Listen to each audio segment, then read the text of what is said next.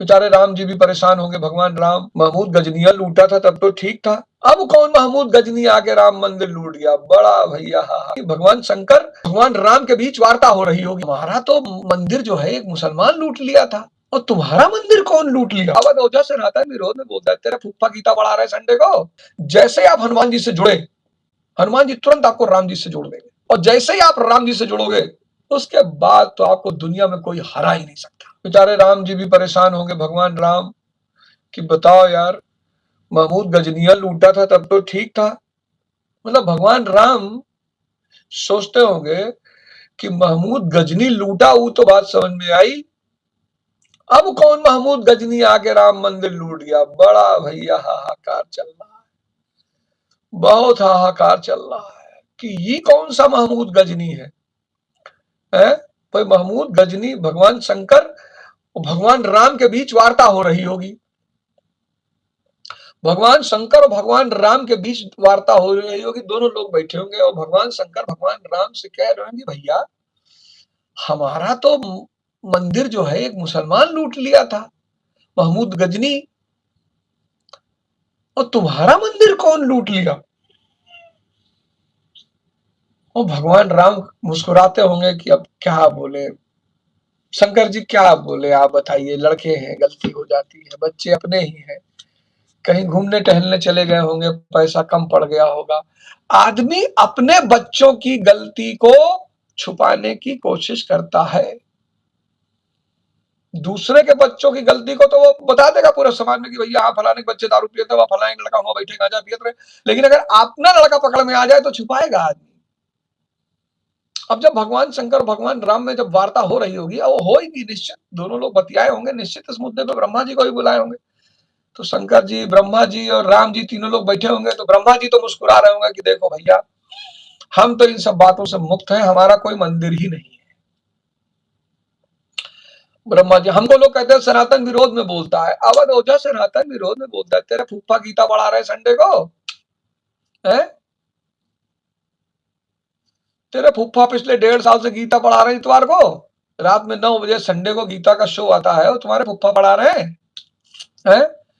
Daily रात में 8 बजे रामचरितमानस पढ़ा रहा हूं, सनातन विरोध में हूं।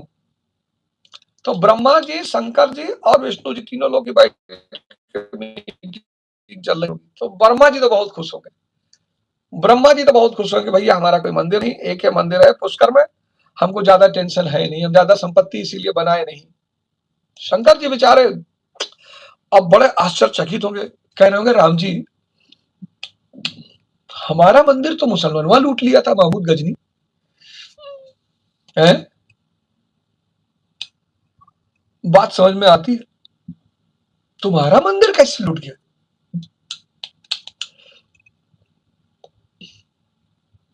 इन सब चीजों से बचना चाहिए, इन सब चीजों से बचना चाहिए देश को।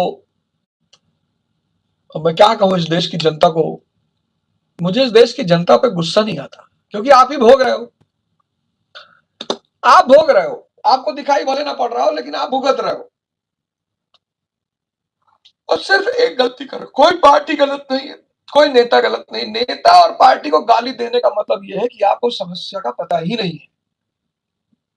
अगर आप किसी भी नेता को गाली देते हो या किसी भी पार्टी को गाली देते हो तो इसका मतलब दूसरी पार्टी से आप पैसा खा लियो, पहली बात तो ये, आप किसी पार्टी को गाली नहीं दे सकते, आप किसी नेता को गाली नहीं दे सकते। अगर इस देश की पार्टियों को पता चल जाए कि 1 अरब लोग अब उसी व्यक्ति को वोट देंगे जो शिक्षा, स्वास्थ्य, इंफ्रास्ट्रक्चर, इंडस्ट्री की बात करेगा, नेता लोग अपने कैंडिडेट बदल देंगे, पार्टियां तुरंत अपना कैंडिडेट बदल देंगी, तुरंत पार्टियां तुरंत अपना कैंडिडेट बदल देंगी। अपराधी चुनाव जीतते हैं तो पार्टियां अपराधियों को टिकट देती हैं, उनको चुनाव जीतने वाला चाहिए। अपराधी चुनाव जीतते हैं तो पार्टियां अपराधियों को टिकट देती, अपराधी चुनाव जितवाते हैं तो पार्टियां अपराधियों को टिकट देती, सामंत चुनाव जीतते हैं, ठेकेदार चुनाव जीतते हैं, पैसा रखे हुए हैं, जम के लुटाते, पता करो कितना पैसा है, और पैसा और टिकट खरीद के ला रहे हैं, सबसे बड़ी मजेदार बात है पार्टियां दोनों तरफ से कमा रही हैं, तो वो बंदा जीत के आएगा। न्योता शुरू हो चुका है। यूपी में न्योता का चलन शुरू हो गया है, धकाधक न्योता, धकाधक, और न्योता पे न्योता धकाधक जैसे लगता है। और लोग नोटिस करते हैं कि फलाने नेता भैया सबके घरे जाते, बहुत बढ़िया बनाई है, और सबका भैया 501 रुपया देते। अब तुम सोचो, अगर डेली कोई आदमी न्योता कर रहा हो, 500 रुपया दे रहा है, और 1 लाख लोगों को साल भर में, 10,000 लोगों को, 10,000 लोगों को उसने 500 रुपया दिया, तो 1 लाख, 10 लाख, 50 लाख रुपया उसने न्योता में खर्चा कर दिया। 1 करोड़ रुपया न्योता में खर्चा कर दिया। कहां से खर्चा करेगा 1 करोड़ रुपया? अगर डॉक्टर अंबेडकर जैसा आदमी चुनाव लड़ रहा हो तो कहां से खर्चा करेगा 1 करोड़ रुपया? अच्छा, 1 करोड़ रुपया न्योता में खर्चा कर दिया, फिर 1 करोड़ का शराब खाना, फिर 1 करोड़ चुनाव के समय बांटना, 3 करोड़ कम से कम। अगर डॉक्टर राम मनोहर लोहिया जैसा आदमी चुनाव लड़ना चाहेगा, कहां से लड़ेगा? अगर डॉक्टर अंबेडकर जैसा आदमी चुनाव लड़ना चाहेगा, कहां से लड़ेगा? अगर लाल बहादुर शास्त्री जैसा आदमी चुनाव लड़ना चाहेगा, कहां से लड़ेगा? और फिर तुम लोग चिल्लाओगे, फिर तुम लोग नेताओं को गाली दोगे, फिर तुम लोग राजनीतिक पार्टियों को गाली दो। सांस पे ध्यान बनाए रखो बस। सांसों की माला से सुमिरू मैं पी का नाम। हम बदले जग बदला, हमें किसी को नहीं बदलना है। दुनिया का सबसे बुरा उद्देश्य है कि दूसरों किसी को नहीं, स्वयं को बदलना है। इससे बड़ा कोई काम नहीं, सिर्फ और सिर्फ और सिर्फ और सिर्फ स्वयं को बदलना है बस, दूसरा कोई उद्देश्य नहीं।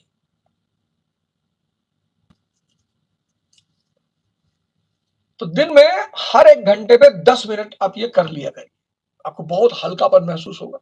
जैसे ही नेगेटिविटी आपके ऊपर हावी हो, नेगेटिविटी यानी बाली, अगर आप मन बाली है, मैं बार बार इस बात को कहता हूं, मन बाली है, आपको सिगरेट की याद दिला रहा है, नशे की याद दिला रहा है, सीरीज की याद दिला रहा है कि सीरीज देख लो, चलो एक एपिसोड एक दिन, आधा घंटा एंटरटेनमेंट हो गया। धैर्य रखो यार, संयम रखो। तो ये मन जब बाली का रूप ले और आपको कोई नेगेटिव चीज याद दिलाए, बस आप तुरंत आंख बंद कर लो। जैसे ही आप आंख बंद करोगे, आप हनुमान जी यानी सांसों से जुड़ जाओगे। जैसे ही आप हनुमान जी से जुड़े, हनुमान जी तुरंत आपको राम जी से जोड़ देंगे। हनुमान जी तुरंत आपको राम जी से जोड़ देंगे, और जैसे ही आप राम जी से जुड़ोगे, बाली गिर जाएगा, और धीरे धीरे इस खेल में आपको मजा आने लगेगा।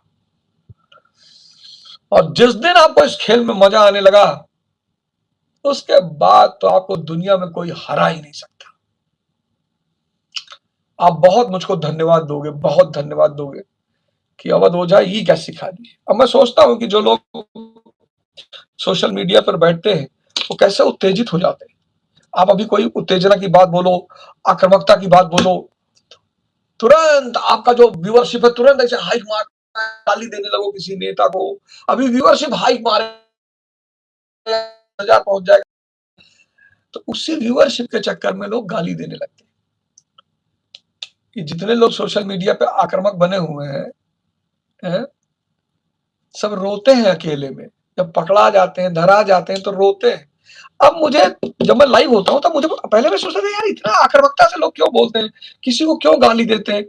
तो मैं अब देखता हूं कि जैसे आप आक्रामकता की बात करते हो, गाली की बात करते हो, विरोध की बात करते हो, वैसे व्यूअरशिप क्लिक मार दी टाक से। और जैसे आप ध्यान, साधना, परमात्मा, भगवान की बात करते हो, वैसे व्यूअरशिप डिप हो जाती है। छोड़ो यार, ये लाइव आने से मुझे पता चला कि लोग इतनी बुराइयां, इतना गाली, नेगेटिव कंटेंट क्यों बना रहे हैं। उसकी वजह यही है